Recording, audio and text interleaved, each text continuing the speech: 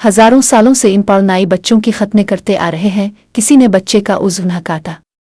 गुजरात के मशहूर सर्जन ने बच्चे का उज़्व काट दिया। हजारों सालों से इन पौदायां जचगी से नॉर्मल करोड़ों बच्चे नॉर्मल पैदा करवा चुकी है। फिर पढ़ी लिखी डॉक्टर्स आ गईं और औरतों के पेट का कर बच्चे पैदा करने शुरू कर दिए। हजारों सालों से इन पौध जर्रा टूटी हड्डियों को ठीक करते और जोड़ते आ रहे हैं।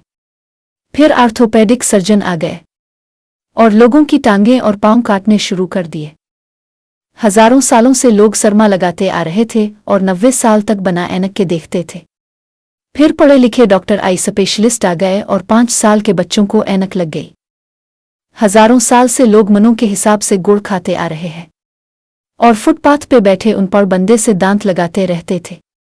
किसी को कैंसर न हुआ।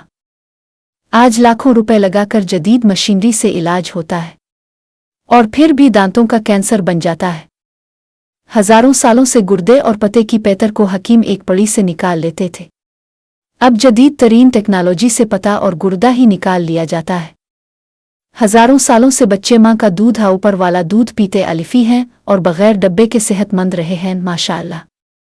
लेकिन अब डब्बा लगा दिया गया है जो कि वालिदैन के लिए बोझ बन चुका है और कंपनियों के लिए चांदी। अब मेडिकल साइंस ने क्या तरक्की की है, समझ से बालातर है। हर सरकारी और प्राइवेट अस्पताल में पांव रखने की जगह न।